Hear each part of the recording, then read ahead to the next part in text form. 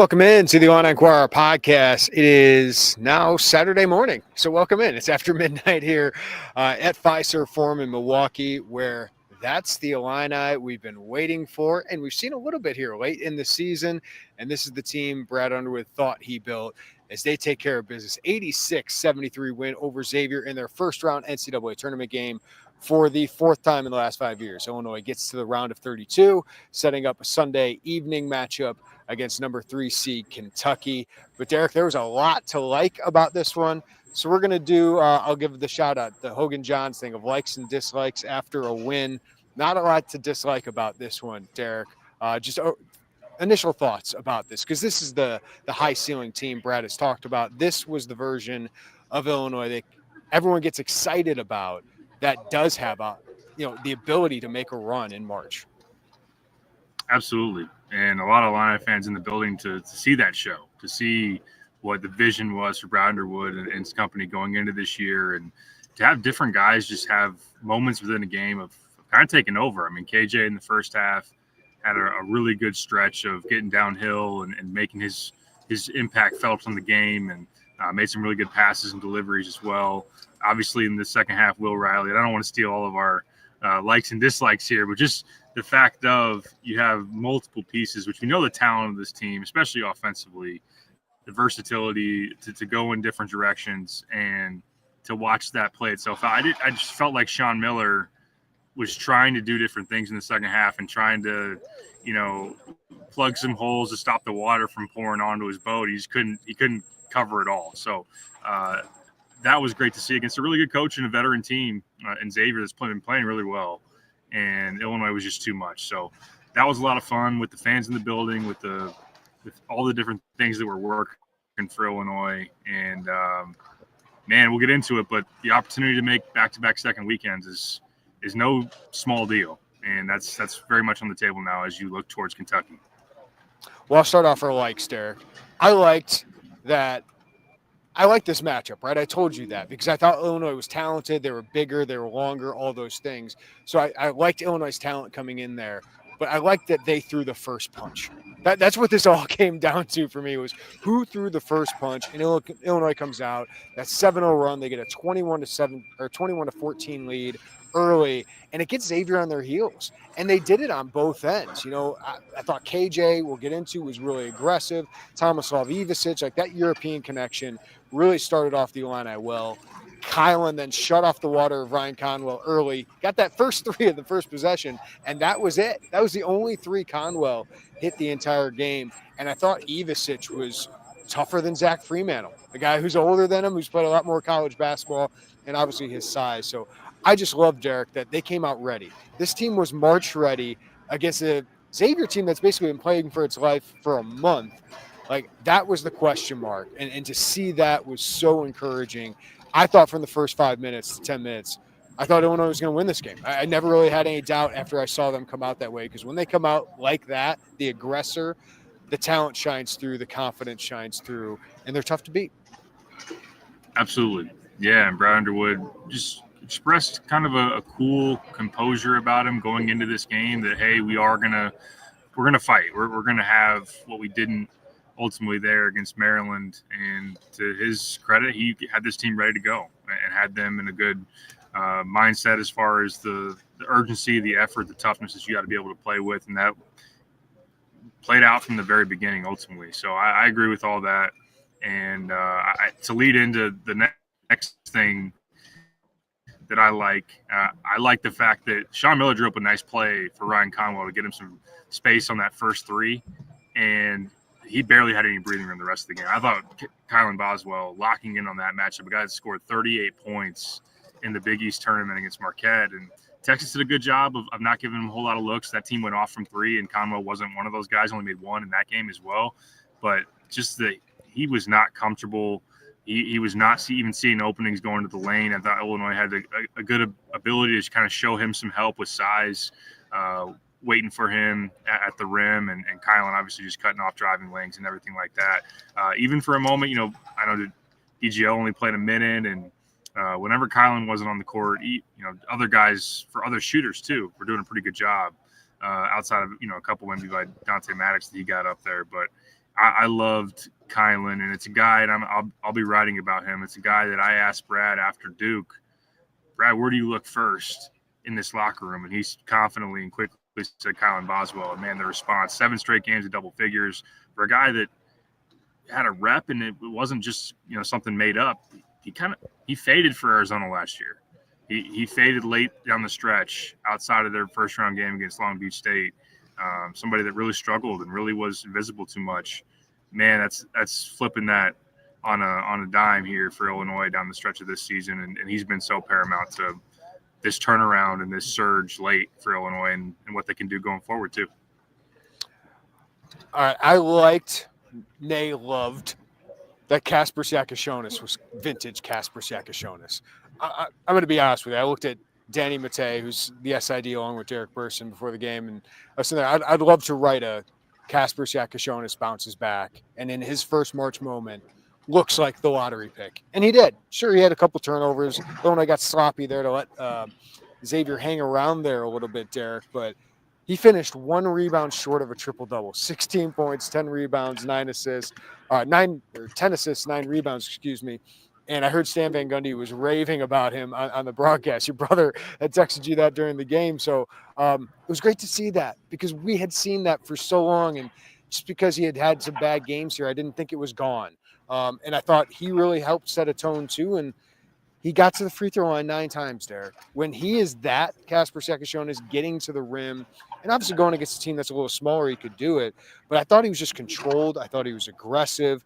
Had a few turnovers, ended up with 6 turnovers in this game, so it might not look as good. But I thought for most of that first half, he was really in control, got to the rim, and he's been a monster on the glass here recently. So, listen, I think Will Riley in the second half was the star. I thought Tomislav Ivisic was unbelievable. You broke down Kylan Boswell, but just seeing that Kasparas Jakucionis when it matters most was really encouraging because if you get that level of player, it just makes everybody so much better. Trey White said it after game. It just makes everybody so better.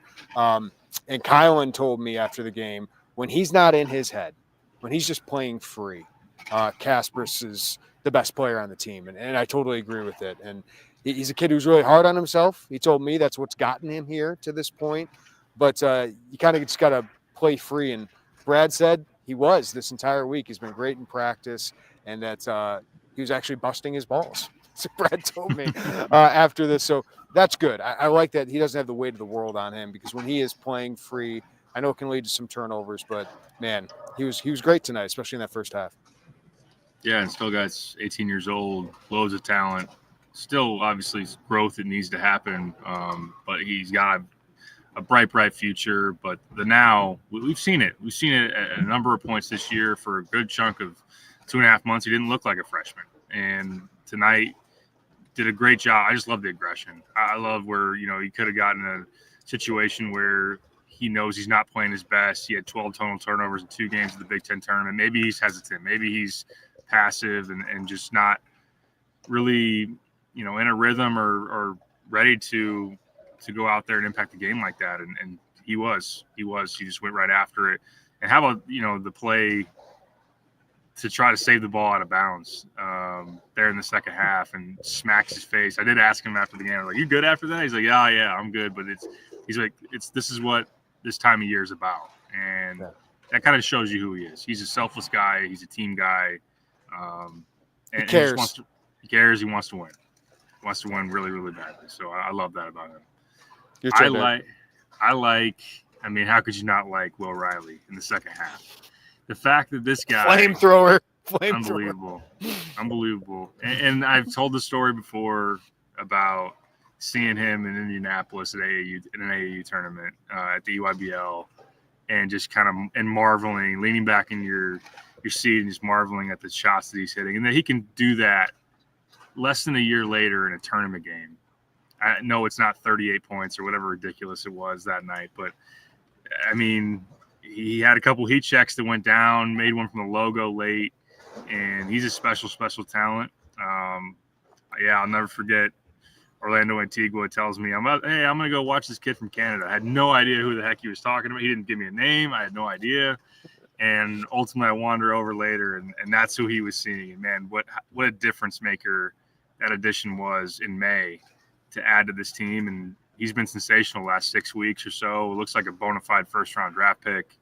And stock up, Derek. Stock up. Like he's one of those guys in March who could really help himself. You know, I know Sam Vecini's not as high as him as an early second rounder. Like I think he can convince a guy like Sam Vecini that he's worth a flyer late in the first round, or a guy like Gavoni who's had him 20, 25 is just a guy that can get in the teens. Like one March run, we know playing against the top competition can do that, and Will Riley is certainly one of those guys who doesn't lack the confidence and it can just go off in these moments.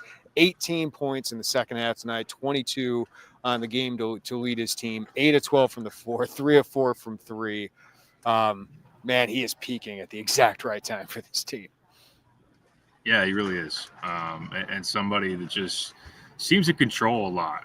Like for being a young guy and not, really thought of as kind of a point guard, but I'm not calling him as such, but he is a playmaking wing type who just, you saw him sizing guys up and getting into dribble moves. And when he goes into the lane to make a play, I trust that he's going to have the vision to see a cutter. And speaking of cutting, I mean, man, that baseline dunk was just another one of those field plays that he has. And Tommy and him, again, I think Tommy was the one that throws the pass. Those guys got a great connection, and Will comes out to the corner and then cuts baseline and gets that. So that's been such a huge development to add another dynamic to this offense is, his off the ball ability. And then just also too, just being able to make plays with the ball in his hands. It's changed so much from earlier in the season when it was so heavy on every possession's got to go through KJ, and that's not the case anymore. So, and one last thing before I let you go, Will with 2 big blocks. He had one at some point in that second half when Xavier was starting to make a little noise. Illinois with some turnovers, and he denied one at the rim off of a turnover that could have been a fast break point. Ends up going back the other way. I think Trey White hits a 3. Just a huge early swing in that second half, and made some defensive plays, which obviously that's not his forte. And he just carries you like offensively for these like stretches of the game that are so important. He had 7 straight points at one point, 10 of 12 at one point, and then he hits that like Bennett Sturts like 3-pointer, like off balance as the clock's winding down, and hit the 3 to really just kind of seal the game towards the end of this. So just to have a player like on top of Boswell, on top of Jakucionis, on top of Tomislav Ivisic, it just makes this team so dangerous. We got to shout out Tomislav Ivisic, right? Like that's another like here, 20 and 10. His first NCAA tournament game. I thought he was the star of the game for a while here, and I thought Kylan, just what he did with Conwell was awesome, and you could make the case for 3 or 4 players for that star of the game today. But I thought he set the tone, and just his domination of Zach Freemantle was something to behold. Freemantle had not scored single digits all year. He had 5 points on 2 for 9 shooting with 3 rebounds today, Derek. So the defensive effort by Ivisic was awesome. And then, he makes 4 of 9 threes, which according to CBS, 4 threes is the most ever by a 7-footer in the NCAA tournament. His entire value was out there tonight, right? Like, is he a great defender? Maybe not, but he can be in certain games. He certainly makes an impact. And his ability to stretch the floor, that pass to Will Riley, and then to get 10 rebounds as Illinois dominated the boards 45-25. He was a huge part of that. So he has a case for most valuable player on this team, just his consistency and how he allows them to do what they do on both ends. Absolutely. Yeah. And Xavier was having a big trouble of trying to help in some ball screen stuff, and Tommy was getting good looks from 3 and making them pay. And it was something that was kind of killing them ultimately. And that's such a huge value when a stretch 5 can step out and bury those, hit a couple of nice response 3s when Xavier is making buckets. And, yeah, I mean, the rebounding, sometimes we take for granted that he is a pretty darn good rebounder and how productive he can be on the glass. And I feel like I would never characterize Tommy as soft. That's a tough dude. There have been enough indications at different points in this year where it's been the case. But there physically sometimes, especially post mono, where maybe he's got pushed around a little bit or just not had the energy. Tonight was the ripped jersey, the bloody hand. I was gonna say I was gonna say we were in the locker room. I'm about to talk to him and ask him a few questions. He's got a bloody hand. He goes, "I don't know where I got this," Yep. and then he's got the ripped jersey. Like they were bear hugging him because they couldn't handle him. So Fremantle was just grabbing him, and Illinois coaches were yelling about it. I thought the refs were pretty good today. They let him play. Like they let him get really physical for most of the game. Yeah, and I mean, I'll always want to side with the game that has the flow, that has, we didn't have a media timeout ultimately until like the 13:30 mark in the first half for the first one. So that was, it was great. And it was an entertaining basketball game ultimately. So, but yeah, no doubt they were Fremantle. I feel like got away with it multiple times. Just like you said, wrapping his arms around them, and but Tommy played through contact. And Brad, I asked him afterwards. He kind of mentioned that, hey, it's great that we can get to this point with his physical response post mono, and then the flu that he's makes that drive up to Madison, and finally it feels like his capacity has gone up, and we'll get into it. You're going to really need him against that Kentucky front line. That Kentucky front line is talented, and that will be a very key matchup. You mentioned it. I like plus 20 on the glass. I think that's for a team that's one thing that we really highlighted going in that you could do to Xavier, and that played out. That played out ultimately for them to be able to just have those multiple cracks out on the offensive glass, and not to give Xavier very many opportunities at it either. So when you have the size like you do, when you have KJ flying around like he does here recently, and particularly, that you can do that to people, and that's one for Xavier, who was playing 48 hours ago, and you go at them like that, and it can wear them down a little bit. Felt like Illinois was successful in doing that. I like Illinois was 18 of 18 from the free throw line. That's just a quick one. Kasparas 9 of 9. Yep. Will got 3 of them. I love that Illinois had 11 threes, Derek, because this stat is now undefeated. I'm going to keep going at this. Illinois, when it makes 11 plus threes, is 11-0 this season. And the reason they made a lot of them is they were quality looks, Derek. I thought towards the end when, they gave up that 11-2 run, Illinois was starting to settle. Again, they were in the bonus. I wanted them to attack. But they were taking open ones. 12 of 30 today. That'll do. Like that'll do, especially when you're attacking the rim, getting to the free throw line, owning the glass like they were. But the way they got their threes, attack, dish it out, it was phenomenal. There wasn't a lot of step backs, right? Like you had the Trey White sidestep, you had one KJ sidestep, not a lot of one-on-one threes today outside of Will, who deserved to shoot them at that point. So when this team makes its shots, man, they're good. They're really freaking good. It's as easy as that sometimes. Not to take away from their defense, their rebounding, but that stat is undefeated. So if they get that against Kentucky, I think they'll win. Yeah, no, it could really be an offensive showcase. I don't know how uncomfortable either defense is going to make the other as far as just all the offensive firepower. But we'll get into it, and certainly Kylan, when he can match up with somebody, obviously can do that. I wanted to go in that direction too, right there with Pete. I mean, how could you not love an opportunity to just experience this fan base, close to home, and kind of getting a reward? They've been a better seed than this, and they were a 4 playing out in Pittsburgh when Houston was a 5 and they lost that, and Des Moines is a 3, and or was that I get Omaha and Des Moines makes Omaha. Okay, yeah, and not that Illinois hasn't had great turnouts everywhere. When we went to the Vegas thing, the Continental Tire, that was unbelievable. Madison Square Garden is usually pretty good, but this was a lot of fun. I mean, Kentucky's obviously known they call it Big Blue Nation for a reason. Illinois Nation was bigger in this building, and until proven otherwise, I would expect it to be that way on Sunday too. Yeah, I am looking forward to that because they were by far the two in session 2, especially, right? Like Iowa State fans were flooded here in Milwaukee. That fan base is insane. That one in Arkansas are the ones that I didn't know about before the last couple of years. Iowa State and Arkansas are insane, but session 2 was all blue and all orange, and it's going to be raucous here. So we'll get into that matchup here in a second. Derek, I love that Ryan Conwell, Marcus Foster combined for 7 3-point attempts. But Foster hit 7 the other night. Conwell, we know, can absolutely go off at 38 points in the Big East tournament, right? So, like, the fact that those guys only got that many shots up is pretty amazing. And kudos Illinois. Their defense dictated this, right? Like, this is what they do. Xavier did make some shots. They got the rim was kind to them on a few. That one that, I mean, come on. Swain, who is 4 of 23 from 3 all year, hit 3 of 5 today. The rest of the team was 6 of 18. That'll do against this team.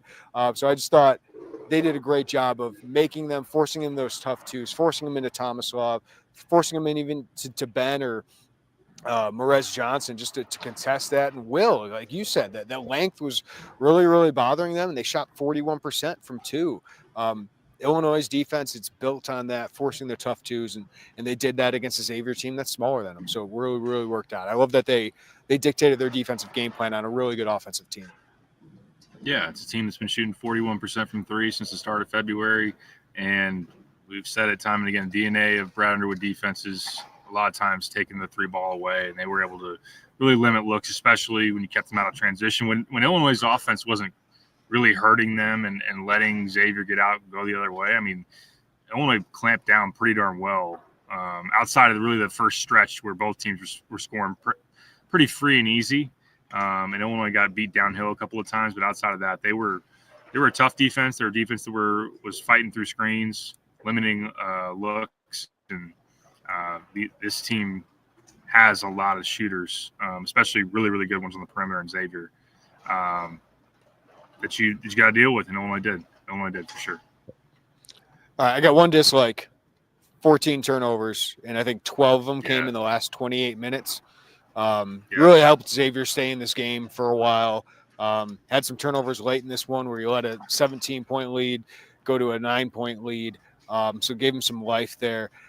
This team's going to do it. I get it, but it's just the moments they do it, and they just get in these streaks where they really just slow themselves down because it feels like a lot of them, Derek, are unforced. And KJ's a part of it, but Boswell had 3 turnovers tonight. Tommy threw 2 out of bounds to no one. Will had a couple turnovers tonight. So, listen, I know this team's probably going to be a 10-turnover team, but 14's too many in the NCAA tournament. So they got to cut down on that. Yeah, absolutely. And that's a recipe for disaster against a team that is that good in transition. And we saw it as recently as Wednesday when Texas made mistakes in that second half. It allowed Xavier to creep closer and closer back into that game. They made you pay. And I turned to you at one point and said Illinois is fortunate that Xavier doesn't have more points off of these turnovers. They were leaving some meat on the bone there of not turning it into more production going the other way. But, I mean, obviously there were some plays that Illinois made defensively to get back, like we mentioned the Will play. But that's something that will get you beat in this tournament ultimately. And obviously you get in the second round or second weekend if you are to play Tennessee, if you are to play a Houston, you just can't. And those teams are built on taking the ball away from you. Xavier's really not. Kentucky's not. So don't give a team that shouldn't be turning you over easy, opportunities the other way, more possessions. That's something Illinois can't do and can't fall into that trap. All right, Zach, you got any other likes or dislikes before we get to Kentucky? I dislike – I'm seeing – and I saw it on Twitter. I'm seeing it here in the comments. The NBA guys doing the studio, Chuck and Kenny and those guys. And we talked about this before the game earlier. Like the fact that those guys didn't have anything to say about the game. There was a quote that squeaked out there from Barkley, and I admittedly didn't see it, but I guess it goes that Ernie asked him, "What do you think of the first half?" And he's like, "Oh, I wasn't prepared for that question. I had nothing to say, essentially." Like because he was watching the Bryant Michigan State game, right? I don't know. That's what was happening. Like, and I looked at you. We were sitting there watching their early games in our Airbnb, and I'm like, listen, they are entertaining as hell. Like, it's the best pregame, postgame, halftime show is there inside the NBA on TNT, which is going to be on ESPN in the future. Give me Robbie Hummel. Give me Clark Kellogg. Give me the normal guys on CBS that have consumed this all year. I get they're going for an entertainment product. Let us learn about basketball. These guys don't know enough about these teams. They don't know enough. Like, get these people who've been watching it all year. I think most of us want smart analysis more than just the entertainment of it. But I guess not, because that's why First Take ranks so high. That's why these guys rate so high. I mean, but they know the NBA. Like, they don't know these college kids. So for them to come in and drop in, it gets frustrating, because I know there's so many guys that put so much work into breaking down college basketball all year. You know, Michael Tulip's one of them here, but like the national guys, like a Hummel and all that, it'd just be way better to have those guys breaking down the games. I agree. And I mean, we're not asking for some kind of, seminar every halftime show of diving into the film and having to just watch the games and have a thought about what you're seeing. I appreciate all you got to do is say, like, yeah, that's that Kasparas Jakucionis, that guy was a lottery pick. It's cool to see him. Like, that's all you got. It's just a 10-second answer. All you got to give. Maybe a next up and coming Euro that would be exciting for the leagues. I don't know. It's not hard. This stuff isn't hard. And look, like, he could make a terrible comp. Like, Charles could sit there and go, he reminds me of Drazen Petrovic, even though he plays nothing like Drazen Petrovic. But it's like, hey, that's fun. Old guy talking about one of the first European players he saw. Yeah. Yeah, for sure. And look, Chuck is hilarious and will have some awesome moments ultimately. But I just feel like fans, even if it's not your team, but especially if it's your team, you just want to hear them give something. Give you something of their taking away from actually watching the game. What you just saw, what can they add to the conversation? Not like just, all right, well, we'll just goof around and do, we don't even care. Like we don't even watch these teams, which we all know they haven't throughout this year. Yeah, Jennings' brother just weighed in. He said, that's the frustrating part. Yeah, I don't know if I was delaying there, but Jennings' brother just said, I just wanted to hear these guys talk about the Illini, right? Like, yeah, all Chuck has to do is talk about, like, they want you to have Charles Barkley talk about, hey, they got some NBA players at Illinois. That's a team that could do something with Kentucky. Like, there might be more talent there, NBA talent there than Kentucky. That's all you guys say. But anyway, that's all I got there. Yeah. Anyways, guys, there wasn't a whole lot else to dislike, was there? I didn't like waiting so long. I'm sure Illini fans also got a little anxious. That was another thing, but not as late of a tip there on Sunday. So leading us into that. Yeah, 4:15 Central Time here for Illinois, Kentucky. That's a heck of a lot better for everybody. But yeah, I would expect Illinois fans to really show up. If you got any super chats, we'll get to those. We will break down our thoughts, because we got to see Kentucky play tonight. But before we do that, I do want to get to one of our great sponsors who make this all possible. So after we return, we'll break down the Kentucky game. Are you ready to optimize your nutrition this year? Well, Factor has chef-made gourmet meals that make eating well easy. They're dietitian approved and ready to heat and eat in 2 minutes, so you can fuel right and feel great no matter what life throws at you. Factor arrives fresh and fully prepared, perfect for any active, busy lifestyle. And with over 40 options across 8 dietary preferences on the menu each week, it's easy to pick meals tailored to your goals. So you can choose from preferences like Calorie Smart, Keto, or my favorite, Protein Plus. And Factor also can help you feel your best all day long with wholesome smoothies, breakfast, grab-and-go snacks, and more add-ons. Reach your goals this year with ingredients you can trust and convenience that can't be beat. Eat smart with Factor. Get started at factormeals.com/factorpodcast and use code FACTORPODCAST to get 50% off your first box plus free shipping. That's code FACTORPODCAST at factormeals.com/factorpodcast to get 50% off plus free shipping on your first box. All right, we got a 1999 super chat from Hunter. Quick question. What player has been your favorite interview in Milwaukee and why? Appreciate the work you guys have put in this season. Enjoy a brat or two tomorrow. Brat House was really, really good. I just got the brat platter as my meal. Ended up being the best decision I think I've made out in here in Milwaukee. Still got some left over for breakfast tomorrow.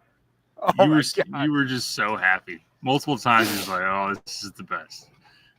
Best decision I made. So I was like, do I waste my time with the tater tots, or do I just get all the brat meat? And yeah, it was a really, really good decision. Anyway, best interview was Hunter's question. Derek, I'll let you answer. I would take Kylan Boswell. And I don't want to spoil too much of what he had to say to me tonight, but it's a guy that gives very thorough, thoughtful answers. You can tell he's really commanding this leadership role for this team. And he's just one of those that is just naturally very good at this. But also I think he's very confident. He's very comfortable in that setting. That's why that Brad took him to media day. But I will tease it a little bit. He was breaking down the process of studying Ryan Conwell. He's talking about being in his hotel room and pulling up Synergy and watching clip after clip after clip of just everything that he does. And that it's kind of the behind the scenes of how he prepares for a high level matchup. And that was cool to see. Cool to see. It's cool when guys let you inside the process, right? Because as fans, you get to understand it. And Kylan, I talked to him about KJ too, and he's just so good about it. He's so open and seems to enjoy it with us, which I always appreciate. Trey White really is great too. He's become a go-to guy. So for those guys to really step up and be good again, it's been great because we get to talk to those guys a little bit more. I always enjoy talking with Ben Humrickhouse. I know somebody said that was a dislike for them tonight. Didn't make his shots, 0 for 5. Took good ones, but that happens too often for him. So yeah, that wasn't great. But I also like talking to Tommy and KJ, because those guys are just really honest, which I love. And I still marvel at their mastery of the English language. Like how hard it has to be when someone's speaking a language that is not native to you. And I don't know how much they talked it until the last couple of years. But they're phenomenal to talk with. And Tommy's got a lot of personality, man, which is fun to uncover. So those guys are really good too. So all those guys who are making big impacts have been pretty good for us. Absolutely. Yeah, I think Will's gotten more comfortable at it too. He was really good at the podium tonight, by the way. Yeah. Yeah. So this team is you got a number of bright spots as far as that goes. To circle back, Tommy, personality wise, KJ just is English even his second language. Like that dude's just a really smart individual, and just like you said, very impressive of what those guys, just who they are, and everything that they bring to the table. All right, Derek, dare I say I like the matchup against Kentucky because I liked how Illinois played better than Kentucky played tonight. Kentucky had some moments where they really struggled against Troy. And listen, they're a very talented team. Kobe Bryant scares the heck out of me. Whoever's chasing him, it's got to be better than it was against Ryan Conwell tonight. But Otega Owe is a beast. Just gets downhill, super strong. He's one of Isaac Trotter's favorite players. I think he's going to be really tough for Illinois to handle. Amari Williams didn't play well tonight. A lot of their other shooters didn't really play well tonight. But the biggest key for me is Butler, their starting point guard, isn't really looking to shoot. And that changes their offense a lot because he's not looking to shoot. He really can't stretch the floor right now when he was a 36% three-point shooter, I believe. So when we looked at it, we thought Kentucky was one of the weakest 3 seeds, if not the weakest 3 seed. They're still a very good team. And Illinois has to play at least as well tonight to win, if not better, right? But, I liked what I saw from Illinois better than Kentucky today. So, Derek, what do you think of the matchup against Kentucky, 4:15 p.m. Central Time Sunday on CBS? I agree with you. I think, number one, there's no doubt that Illinois was more impressive today. Kentucky was not very good ultimately in that Troy game. Troy just not enough offensive firepower to really hang in there. And ultimately, Kentucky makes double-digit threes, and Otega Owe has a pretty good game. But I think that this has been a banged-up 3-seed line, ultimately. Texas Tech is one of those teams. Iowa State, who's here, obviously, Keyshawn Gilbert being out. Lipsy missing the Big 12 tournament. And Kentucky's one of the most banged up as far as that goes. Jackson Robinson's absence is a big one. I know he's been out for a while, and they've still pulled off some good wins even without him. Tennessee, notably, the second time that they beat them, they won on the road at Missouri without him. That's an SEC player who's shooting 45% from three, 7.5 attempts per game. So taking him out as a shooter, the fact that Butler has that kind of like the Trent Frazier like bulky shoulder wrap or whatever it might be. That's and like you said today, he just looked like he wasn't trying to shoot. So that's another shooter you kind of take out of the mix ultimately. But yeah, I mean they still have a lot that can be hard to deal with. Away downhill, he's had some phenomenal games over the last couple of weeks. He has been when he's been off. He's had a couple of single-digit performances that have left quite a bit to be desired. But he is a physical downhill guy who's athletic and can really get it going. I would imagine that Kylan's got to see some of that, if not, full on 30 minutes ultimately. I like their front court's talented. Amari Williams didn't play great, especially in terms of scoring tonight, but his athleticism is something that really stands out. I think he's a tough matchup for Tommy because of the way he runs the floor. He can handle the ball. He can take guys off the dribble a little bit. And that's something that obviously Tommy, playing the way he did tonight, would be able to hang in there. But he's a really good player, and Andrew Carr is a good scorer around the basket too, the transfer from Wake Forest. So they've got size, offensive skill set wise. And this is a team that in January won a high-profile shootout against Florida, 106-100 there in Lexington. So they've got impressive wins. They can really score it, and it won't be easy. But I do like how Illinois looked tonight, and thought Kentucky looked vulnerable. And Derek, you were watching him today. I was just looking up the Bart Torvik numbers. They don't guard all that well. And again, what I liked about this potential path with Xavier winning was this is the style of play Illinois succeeds against, right? Like the big physical future NBA guys. Like Kentucky has some guys who will have a chance to play in the NBA, right? Like OA will have a chance. Kobe Brea is probably their best NBA prospect, but he's number 63 on ESPN's top 100 right now. Then you got a bunch of other guys, Amari Williams, Jackson Robinson, who's out, Andrew Carr, Otega Owe. They're all like 70 through 100 on that list. Illinois' got 3 guys in the top 50, right, for ESPN. So it's weird to say, but Illinois' got more NBA talent than Kentucky. And I think Mark Pope's had a hell of a first year as coach. And I like that he didn't have to be like, I have to get the 5 stars. I have to win recruiting battles. He's going to get guys who fit his system, and they clearly have that. But Illinois might have the talent advantage here, which is kind of insane. But Kentucky is good offensively, but Illinois likes to play those games. They like to play in these trap meets.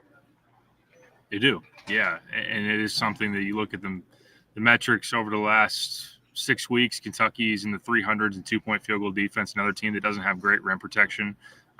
They have more legit size. Like Amari is 6'11", and they play Carr together. They'll play a lot of 2 big lineups ultimately.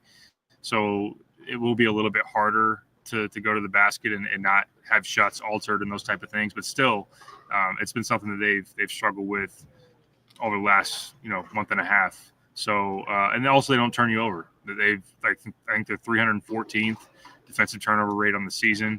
It's not really a team that bothers you with their defense. They'll let you kind of do run your stuff. Not to say that they're just going to be a just bleeding out points left and right, but it's just kind of more of kind of a bland defensive scheme from what I've seen. I'll watch more as we go along towards Sunday, but they're going to try to outscore you. That's kind of the bottom line of it. They're going to try to put more points on the board than you. They can light it up from 3. They can get a lot of things going with their actions offensively in the half court too. And Brea, similar to we talked a lot about Conwell. Brea might be the best shooter in all of college basketball. He definitely was the best shooter in the portal. 6'7", who can just let it fly from anywhere. And, awesome. He's a problem. But yeah, no doubt. I mean, Pope went experienced too. I mean, you look at their starting lineup. I was running this today. 4 of their 5 starters are 22 years or older, and Illinois has 3 of their 5 that aren't even 20 yet. So it is kind of backwards, right? It's kind of like it's maybe the old school Kentucky versus the new school. Obviously, Illinois isn't, but you got kind of a little bit of the Cal flavor with the one and dones and the younger talent, where Kentucky's going a little bit maybe different with at least this team with a bunch of old dudes.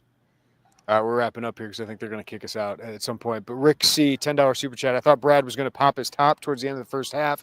Great to see. How much do you think that fueled the team in the second half?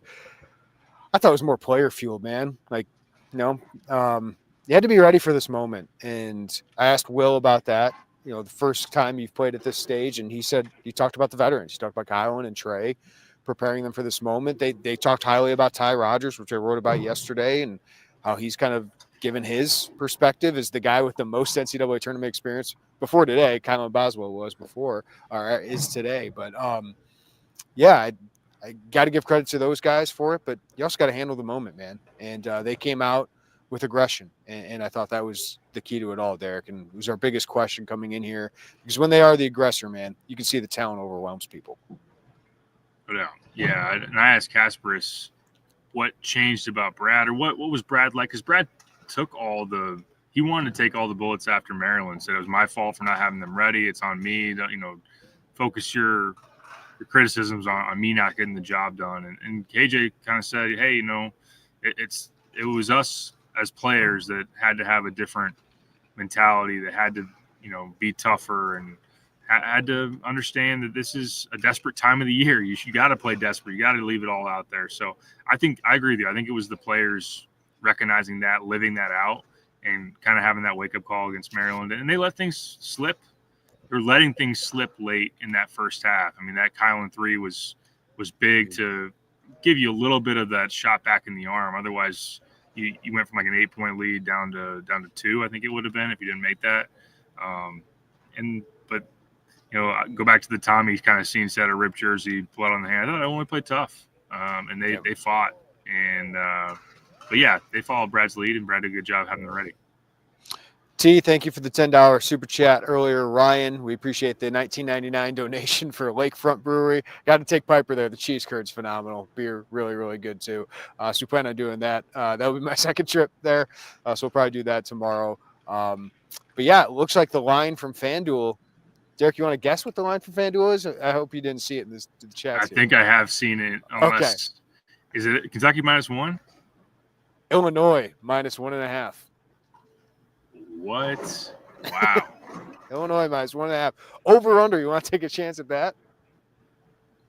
Oh boy. 166.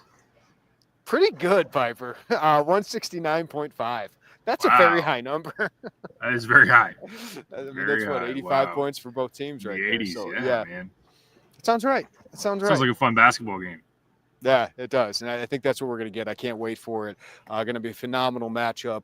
And this is it, Derek. I think we can say the season wasn't a disappointment now. Like, you went around a 32 game, but there's unquestionably, if they beat Kentucky, which we'll try to get a Kentucky guy on here tomorrow for the podcast and help preview that. But if they beat Kentucky, it's unquestionable success to get to a second weekend for a third time. So huge. How we view the season is going to come down really probably to what we see on Sunday. Yeah, and we've broached this multiple times, and it won't be the first time me saying this, but if you do get to a second weekend in back-to-back years, that is such a big accomplishment for this program, who has rarely been in that territory. They've only done that 3 other times since expanding the field to 32 back in the 70s. So yeah, last time it was Darren Luther, Augie Roger, right? Like that 20 years ago was the last time that happened. And I'm glad you made the historical 3 times in program history. Like, this is not easy to do. So if they're able to beat Kentucky, it'd be an unbelievable couple of years. No doubt about it. And mention this also. I mean, you just knock somebody out, and Sean Miller, that's been to a lot of second weekends. You beat one of the things I probably should have added to the thing to like it. You beat a good coach. You beat a guy that had made 12 appearances before this as a head coach and went to the second weekend 8 times. So this is a good step. Good step as far as that goes. Last like I have for you Illini fans out there. You opened up Sean Miller to take that Texas job to end any rumors. Get that done with. That's what you want. Whether it's Brad's agent or legitimate interest or whatever it is, Brad always gets mentioned with this Texas job. And hey, it's a great job. I don't understand why it would happen from both sides, because I don't know if Texas wants to pay $13 million buyout for Brad, hire a 62-year-old coach, even though he's had unbelievable success. I don't know why Brad would leave what he's built here when he's got a great AD, all those things. But, hey, you got Sean Miller out of this thing so they can focus their attack on Sean right now and get that done. That's a good call. Yeah, because if Sean's busy still playing, and maybe I'm not going to pretend to know what their list looks like. I think that fit between Brad and them just in a vacuum has made sense in terms of, where he's coached and his ties, and especially 5 years ago, that job was unquestionably, I think, higher than Illinois at that point because of just the consistency they had and where Illinois had been. But now it'd be a lateral move, and I just think at best it's a lateral move. And I just think Brad is on pace to being what Lou Henson was of this generation for Illinois basketball, and I think that means something. Plus the buyout, $13 million is a lot of money. That is a lot of money, no doubt. And yeah, I mean, he's got it cooking here, roster-wise, and what they can do year to year, and a lot of reasons to continue to add on to this foundation that he's laid, which is a really strong one at this point. And yeah, another second weekend in a row would be a big development, and then talk about retention and all that. And obviously we'd have more games to cover if that was the case. So I'm excited that we at least have a couple more days here in Milwaukee, and boy, Sunday against Kentucky is a big time matchup, and can't wait for it. I think those tickets are going to be going up on the market, so scoop them up from whoever you can right now. I don't know how many Troy or Xavier fans or Texas fans were scooping those up, but it's going to be an awesome environment here up in Milwaukee. Thank you to everyone for listening to the Illini Inquirer podcast, joining us. It is 12:50, and there are 655 of you on here. I would appreciate if all of you hit that like button, subscribe, hit the notifications bell. We appreciate the super chats. And also, if you're not a VIP member, we're going to have so much content coming out of this in the next couple of days. 50% off a VIP subscription. And Derek, the transfer portal opens on Monday. So we got that to look forward to as well, whether we're preparing for a Sweet 16 or recapping the season. So we'll have plenty of stuff at IlliniInquirer.com. So it's a great time to become a VIP member and save more than $60 over there. Here's Derek Piper. I am Jeremy Werner. Everybody have a great day. Take care of each other. We'll talk to you next time right here on the Illini Inquirer podcast.